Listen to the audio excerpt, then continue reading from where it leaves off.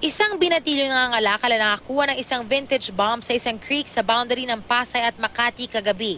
Isinakay pa nga raw ito sa kariton ng nakakuha. Dahil sa bigat nito, dinala pa raw ito sa junk shop pero hindi ito tinanggap. Sa junk shop, hindi tinanggap. Opo.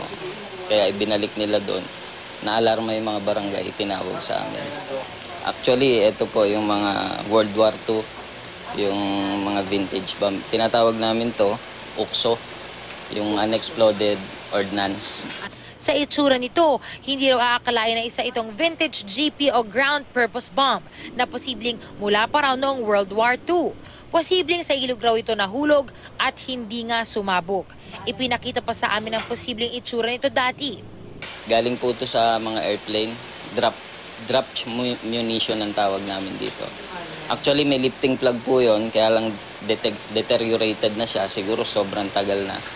Ayon kay SPO3 Enrico Clamor ng EOD Pasay, deteriorated man ito, posible pa rin daw itong sumabog, kaya't mahalaga na ma-dispose ito ng maayos. Napakahalaga raw na huwag paglaruan ng mga vintage bomb na tulad ng ganito. At kung sakali man makakita ng vintage bomb, huwag gawing collection at salip ay agad ipagbigay alam sa pulisya. Ang lakas daw kasi ng tulad nito, kaya raw sumira ng nasa 1 kilometer radius.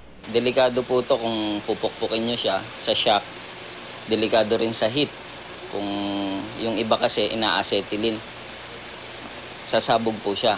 Bawal din po lagariin. Iba nilalagari para mas makuha nila ng maliliit siyang piraso.